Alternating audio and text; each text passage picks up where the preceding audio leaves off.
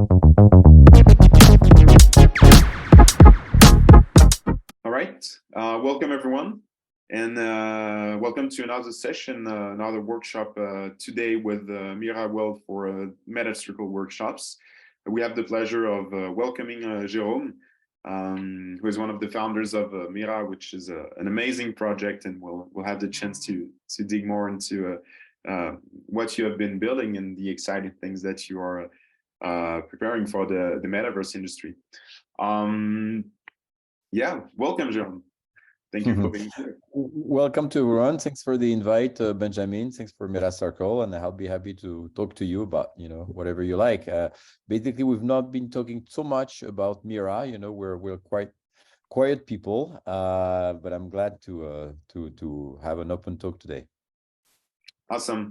Maybe we can start off from the beginning, and maybe you can introduce yourself, maybe your professional your path up until Mira, and what the founding team has been doing before coming to Mira. Yeah. Sure. So I'm Jerome, born and raised in France, but I live for about 10 years in the US. I've been in the tech world for a good portion of my life. I've been also working surprisingly in the private equity for a few years, and so being on both sides to know how to finance companies, but also how to build them basically. And my very first experience actually was about interactivity and making incredible visits in museums, but it was quite a long time ago. So going back into Mira world, we're going to talk about it, but it's like going back full circle for me. So it's a great story. And so to give you a little bit of an idea first, maybe what is Mira and where we're coming from. So Mira is a hyper realistic multi-device immersive 3D content publishing platform. So a lot of words, but basically we're in spatial computing. The beginning of Mira started back in 2016 in New York City. It was built and thought by Gaspard Giroux, who is now living between France and the US. And he had basically his background was in architecture, and he had an agency in 3D modeling, building in a way digital twins of in real estate. And at some point he had this vision back in 2016 that we could really build an immersive world, and that something incredible would happen, especially if we were building this on computer and game engines. And he basically sold his shares into his company to his partner and started Garou. That was the original name of the project then, GAROU. And from, I would say, 2016 to 2020, the team started really building the world, thinking first of New York City. So the idea was to really reproduce in a super high fidelity a good portion of New York City, with some iconic places, but everybody know, from Broadway to the Brooklyn Bridge, from the Chrysler Building to the Guggenheim, and with an incredible really rendering. And all this was built on Unreal Engine from Epic Games. So the idea was really to work also closely with Epic Games at that time. And actually we got an award and a grant from them, I think back in 2018 or something like that.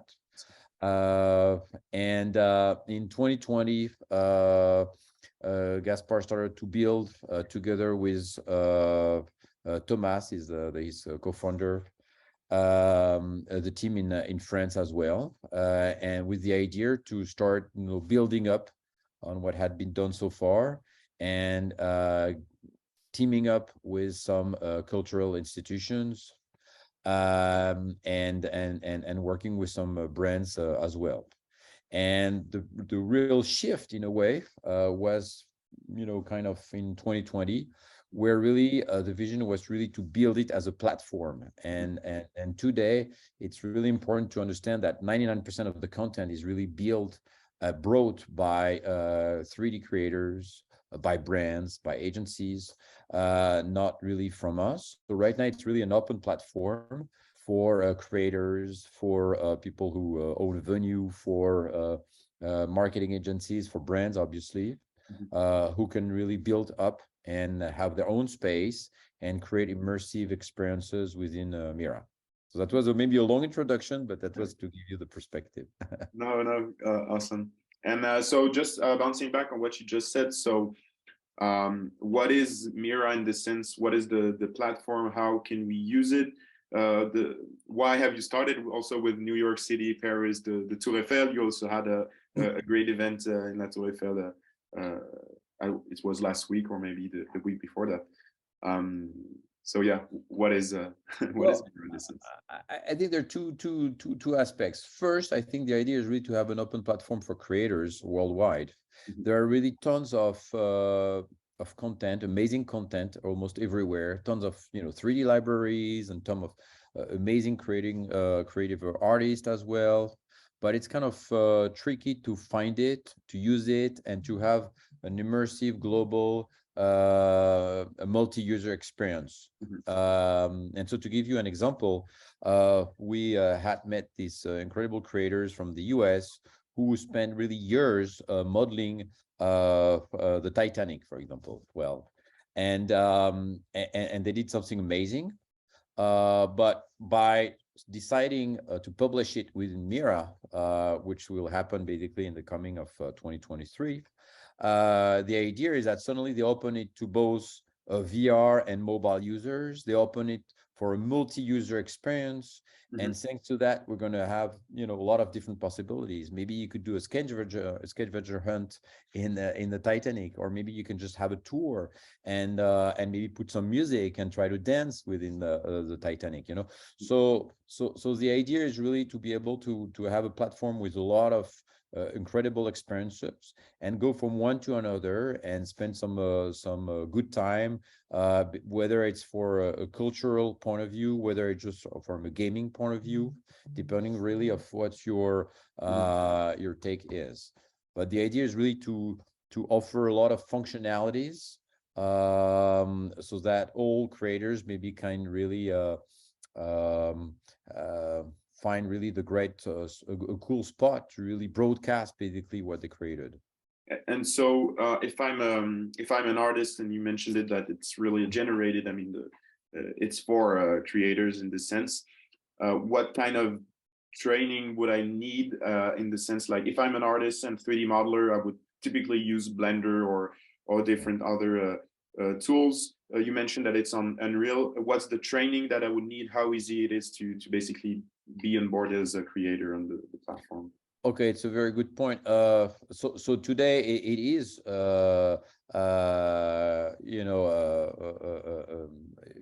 user-generated content, but of course, in terms of users, it's definitely today creators who can either master 3D modeling or really master the ability to develop on Unreal Engine. We have an SDK and we provide a lot of tools and support to creators. But yes, it's not you and me today that can, of course, publish. We definitely believe that it will happen, and I think now you can definitely with your phone, your smartphone already scan a room or even scan somebody. So it becomes quite easy.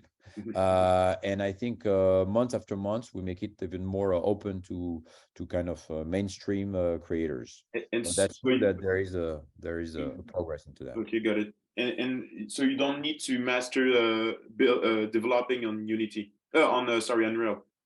Yeah, on Unreal. Well, it's a good thing, but basically you can collaborate. It's a lot of collaboration, and a lot of the creators that have done things so far, some yes master Unreal, and some a little bit less, and so that's why we kind of help them out. We had an artist who actually during the event we had in November did an incredible art show in Penn Station in New York City while she was actually in Paris. And it was back in the Penn Station from 1910. So you see, there was kind of a time travel there. And basically, she was really a visual artist. And then she collaborated with the Mira teams to be able to incorporate this visual art basically within Penn Station, for example. Okay, okay, got it. And so regarding the kind of creators, the kind of artists, I saw a post you mentioning the lecture industry and how you're such a good match for this industry. For instance, what are you think the use cases, the industries that you think will be a best fit for Mira in tomorrow, in a year, or whatever? It's a great question. There are a lot of use cases depending of, what we're talking about, but I could give you a few examples. If we talk about the Eiffel Tower, because you mentioned it earlier, a monument like that can only welcome a certain number of millions of users or visitors, I may say, a year, just for security reasons, for many reasons, basically.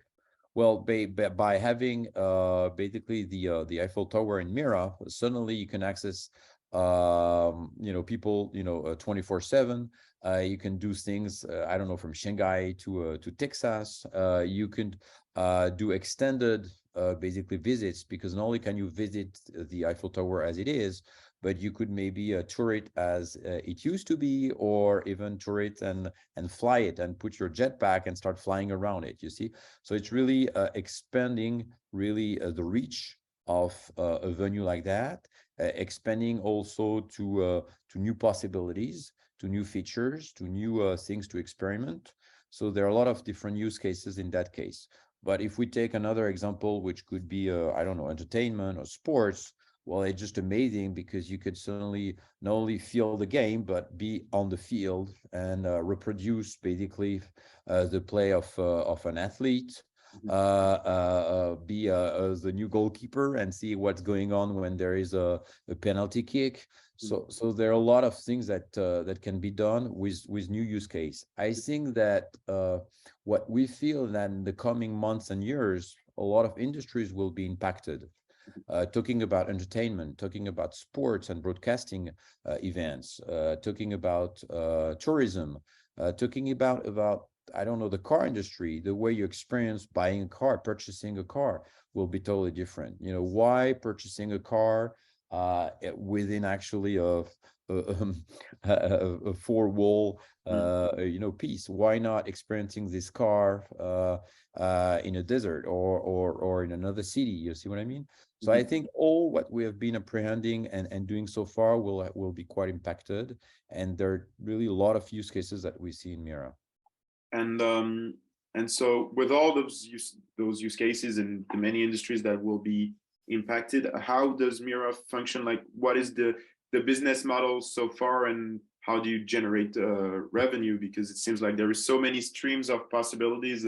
If I'm producing a game and I want maybe the 3D version of the Tour Eiffel, and I look at what you're doing, I may be guessing like, hey, this is such an amazing asset. I want to recreate Paris. I'm thinking, for instance, of the guys at Ubisoft doing Assassin's Creed or whatever, trying to go to that hyper realistic kind of and AAA kind of quality. So what are the revenue streams that you see? And I think what will be super interesting is the revenue streams of tomorrow, obviously, with the industries that you mentioned and that you will probably impact. Yeah. So, well, first of all, I think so the Mira is a free platform, but there is definitely two kinds of revenue stream. First one, which is already tangible, is kind of not too far from the software model. So basically, you have a setup to as a brand, for example, if you're a company, you want to create your own miniverse, you want to create events or different things. Basically, there is a setup to create all that. And then there is a licensing fee for using the platform, for using the functionalities of the platform and all that. So that's model number one. And on top of it, as a platform, more and more, there's going to be transaction fees, basically. So if you You want to customize your avatar, if you want to sell tickets to an event, if you know, whatever you can think, you know, or NFTs, whatever. In that case, basically, as a platform, we'll get, you know, a little share of that, but not only us, but also, of course, the creators. So I think we'll talk maybe later on about the creator economy, but all this is built with this creator economy mindset, and everybody should benefit basically from revenues from the platform. So not only really we are the architects of the platform, but definitely all the different users involved, whether there be 3D artists, CGIs, or whether they are just like a brand, you know. And obviously, when you own a piece like the Eiffel Tower, well, basically you own the Eiffel Tower, then you are the ones basically generating the revenue. So all this is really with a sharing model. Yeah.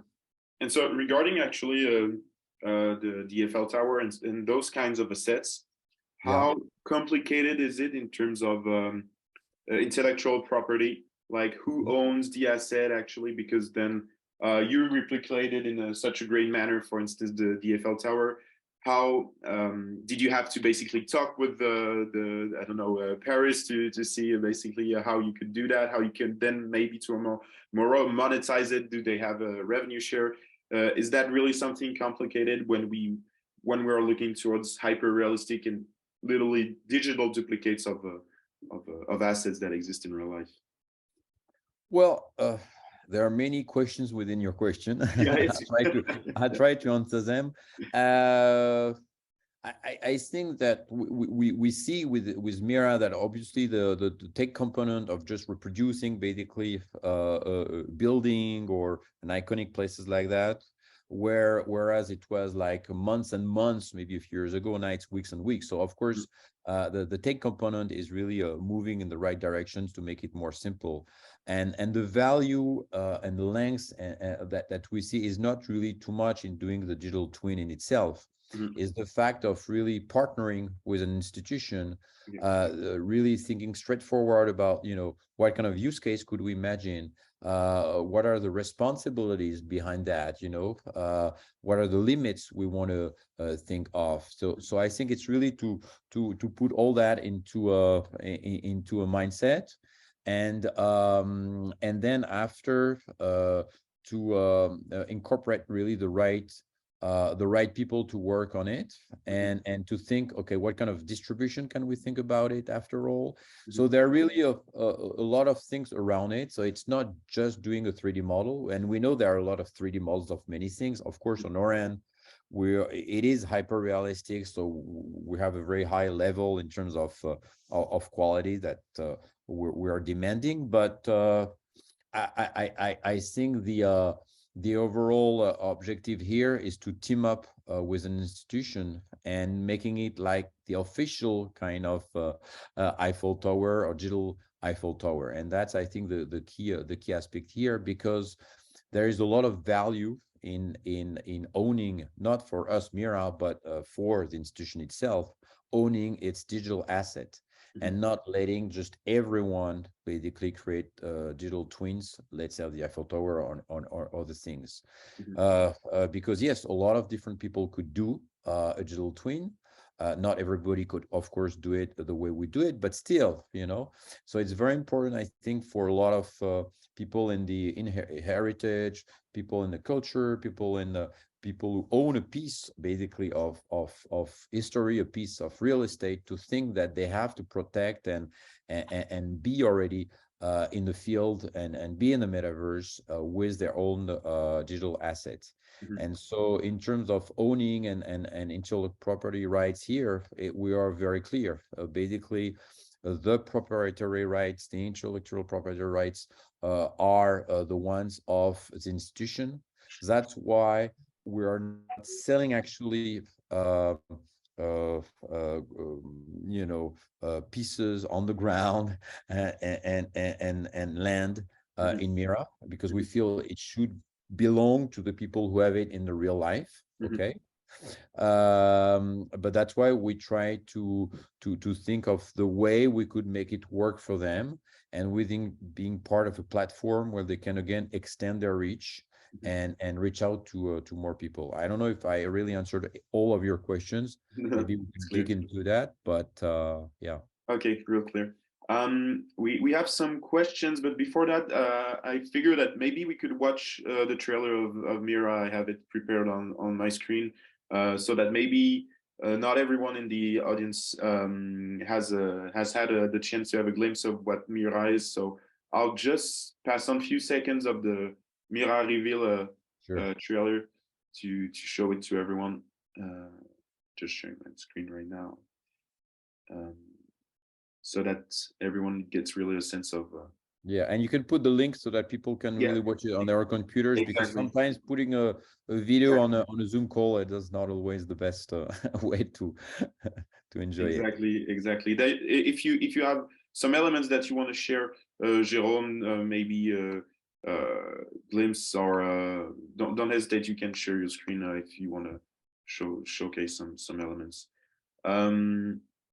So I'll be really short on this, but here we go.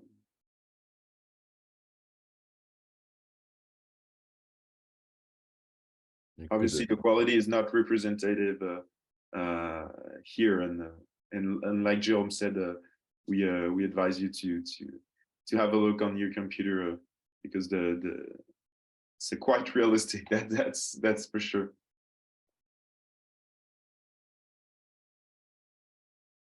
yeah, so normally you have the sound and it's not really cut off like that, Of but that's course, yeah. okay.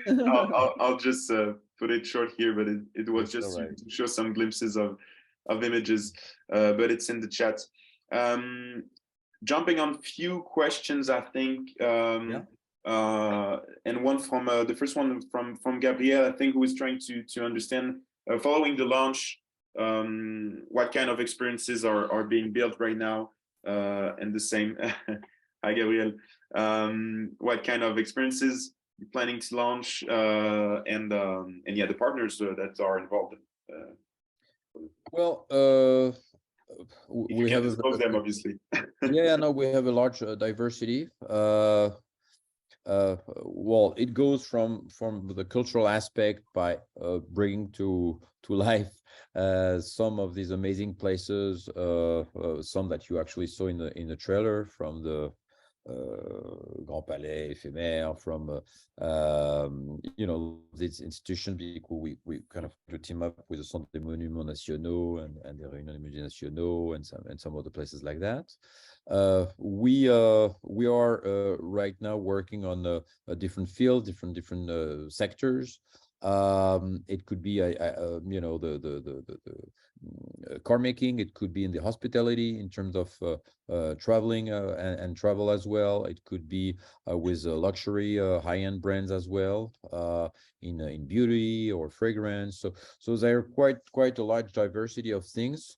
But again, it kind of depends of both venues and brands and what they are really looking at bringing into Mira. So again, as an open platform, we can just incentivize people to just come and collaborate. And we're kind of here trying to master and make them have all these ability to create, you know, immersive experiences. So there's quite large diversity of things. We're also looking into sports because we feel there are great stuff happening there. So it's quite large. And Gabriel is also asking, are the brands shown in the trailer an example, or some of Yeah. them are signed, or? No, we definitely work with a few of these brands. Some yeah, are definitely you know, in the platform. Right now they have experiences that are open only to a little bit number of people, because it's like a test and learn for them also. So it's a way for them to see, okay, what people and users and beta testers are eager to do.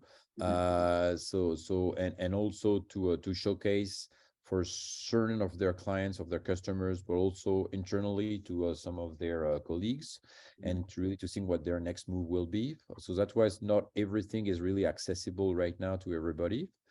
But it's definitely things we've been working on in 2022. So these are our real things. All right. And so today brands are onboarded. You have like developers that are basically accompanying the brands or the creators to get a sense and get the first hands on the Mira platform today. Yeah, we have I would say right now we have about 30 plus creators who are publishing right now in the platform. We have about 40 venues and institutions worldwide. So these numbers are still modest, but it's still quite an achievement for us because each one of them has a great potential. And we feel that there is definitely like a momentum right now. We feel that a lot of creators from the US, from Asia are joining also. So we're pretty happy about that. And we are right now. I mean, the team is very diverse. I don't know if we mentioned the team, but we are just 35 people. But we are from 7 nationalities and located in 5 countries. So the diversity of our team represents also the diversity of our project and the kind of people we're trying to reach to. Awesome. And last question from Gabriel was regarding the hardware necessary to run Mira, and especially if it's browser based. Is it an application that I have to download the software? Thanks for asking that. Yeah, initially it wasn't something to basically on the stream. So you needed a key to access it on your computer. But for the past 6 months, we managed to really have a multi-device access. So now really Mira can be accessible through your smartphone directly with a link. It could be accessible through desktop and through VR. So it's definitely multi-device, and we're kind of working to improve that even more and work with a lot of different people in hardware, different depending of the different VR headset they have also. But right now, yeah, you can have a direct access through your mobile through a pixel streaming. All right. And regarding what you mentioned just here, the accessibility through phones, through a VR, through a desktop, how does Mira place itself as a metaverse in the industry? What's your vision of the metaverse, and the next step? Because there is also a question from Neil from Ben Builders, who is asking basically, metaverses is a big word. It means a lot of things. You are going for that hyper realistic vision, and he's mentioning that we have actors that are in a more gaming or more not into this duplicate of real life vision. My question would actually be, how do you define metaverse, and what is Mira's place inside of it? Okay. Well, I don't pretend to define what metaverse is. I think we all feel that we're talking about a virtual reality space. And by the way, we feel that our work is really into computer spatial computing. And so we haven't talked too much about metaverse as itself, and yes, the word has different meanings, but yes, it's a virtual reality space in which user can interact with each other, and in most cases built on a game engine. So I think that could be maybe my quick definition, and that's why we check these boxes with Mira, and that allows me, by the way, to say that our goal is not just to be an open platform and just to have one experience and then a second experience and whatsoever. It's really to kind of have a gameplay within Mira at some point. So the idea, of course, is to have a flow where people, yes, could enjoy a lot of different experiences, but they will have, maybe a season, and they will have quest, and they will have, meanings, so that there is definitely a sense for them to get into Mira and feel and get into these experiences. That's something maybe we haven't mentioned yet, but Mhm. it's important to keep in mind. Okay, that's interesting. I didn't know about this aspect for uh, for the future. And following, this question on the metaverse, and do you have in plan or in mind to have some kind of ownership of assets through a blockchain or some dimension regarding the decentralization with Mira? Is that something that is in plan, or that you don't think that is maybe useful for No, no, no. It's a good question, and I enjoy it because I'm not sure she will be listening because she has a lot on her plate. But we welcome just last month Mathilde French, who used to work at IBM, and she's our chief blockchain officer. And our goal basically is definitely to integrate a blockchain now in Mira.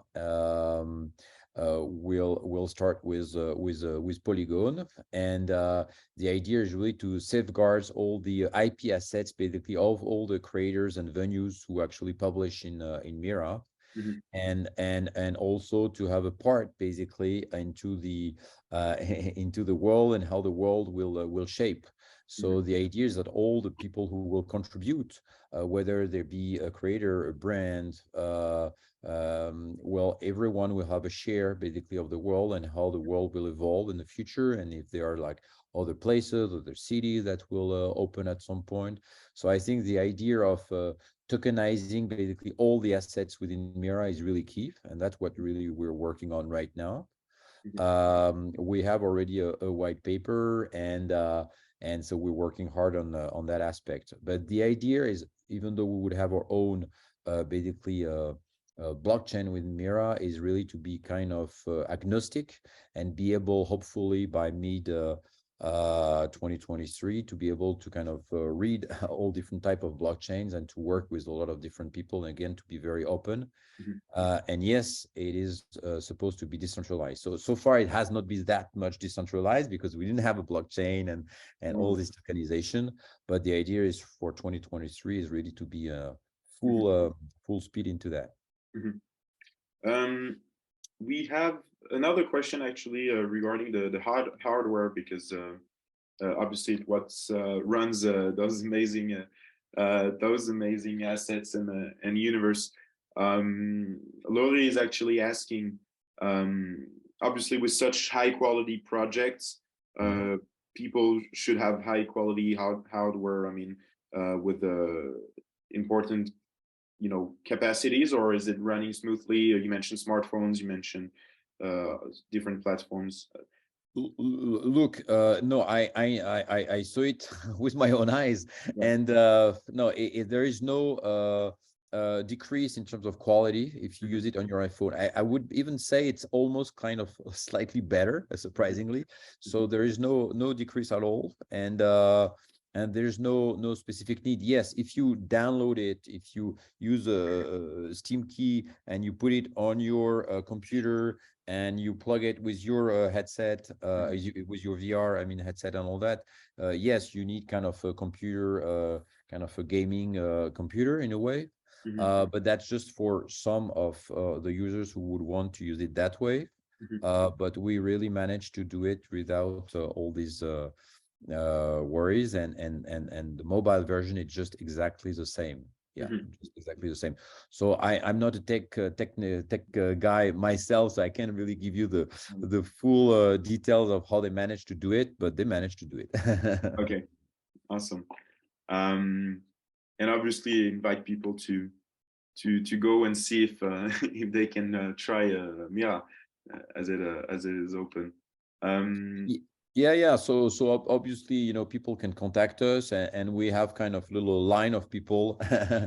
lining up to try it out, and the more we go, the more it will be open to kind of everyone. Right now, we really open it to by invite, to specific people who want to really work within Mira and publish or have specific projects. And the more it goes, the more we're going to open it, basically. Awesome. And with regarding like the next steps and maybe like the next milestones or like you mentioned, opening it more to the public, what are over the next years, what are the next big roadmap milestones that we can expect from Mira? Well, there are a few milestones, obviously. I would speak maybe of two. One milestone is definitely the Web3 one. So the Web3 milestone, as I just mentioned earlier, it's really important for us to be on the blockchain and work on the tokenization of Mira World. That's definitely a big milestone for us. Really, we're very focused on that. The second one, it's in terms of distribution. So I can't talk too much about that, but it's really important to think that when creators are publishing on Mira, the idea is for us is to really expand their reach, and that's where we're really working hard also to have kind of distribution deals worldwide, so that people will have access to that content from many ways. Okay, clear. On my side, we actually run through the elements and the questions. Okay. I don't know if people have more questions. I'm looking through. There are questions regarding obviously the launch, following the launch, the users that there are, but actually from what we understood is it's you have a queue list of people waiting to be able to use the platform. I think that I don't know if it's always kind of tricky to use images and equivalents, but let's think of, I don't know, of Netflix. Well, at the very beginning, Netflix had just a certain number of of series, let's say, so they couldn't really open it before they had enough content. Well, we're about at this stage where we have a lot of incredible things already with a lot of great content and great functionalities, but we don't feel we have enough to populate it so that people can spend every single day over here in it. So what we do is we kind of try to open it experience by experience, events by events, brands by brands in a way. And that's what we've been doing since for the last few months now, and we're going to keep doing this in 2023. Our goal is really to have a full spectrum and something totally open by 2024. But I think in 2023 you'll see more and more expenses, more and more things to do, to run and to experiment. But the idea is to go step by step, really, and open things by mini worlds, experiences, cities, things like that. Okay, great. So obviously if we want to find more information regarding Mira, we will post for our members and on our socials. You can have a look at the website. The YouTube channel is super also informative, with the awesome trailer that you are that have been posted. But yeah, if people have more questions, don't hesitate. Feel free. Jerome, if you have, maybe we forgot to mention some aspects, let me know. I think we had a pretty good tour. I mean, people can always, connect with me through any means, and I can be contacted also by email. It's jerome@mira.world if you guys want to email me or have further questions. We're open to talk and very open to collaborations, with people who feel that they can bring value to this whole industry. Whether you guys are, I don't know, doing NFTs, whether you guys are working in different fields, I'm not too sure, but again, we're kind of very open to different collaborations. Yeah, and obviously this session is recorded for the members of Metacircle, so don't hesitate. I had a few direct messages of people asking to have obviously the recording, so don't hesitate. It will be live for the members. But yeah, I think we went around everything that we wanted to have. So Jerome, thank you very much. Appreciate the time today. Can't It wait was a to see pleasure. more content from Mira. This is a really awesome looking, and it's great to have also another great French actor building. That's Thank you. Well, that's one last thing I could say is that, yeah, we definitely have amazing talents in Europe.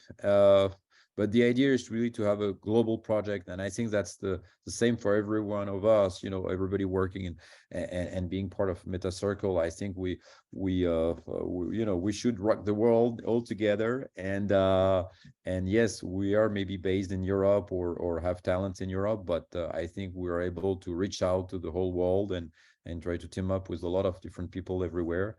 And that's pretty cool. Yeah, it is. Thank you very much, Jerome. Thank you very much for all the people that attended. Doesn't hesitate if you want to contact Jerome either through me or through the Telegram of Metacircle. Don't hesitate. And yeah, see you for the next next roundtable or workshop. Thank you, guys. Thank you again.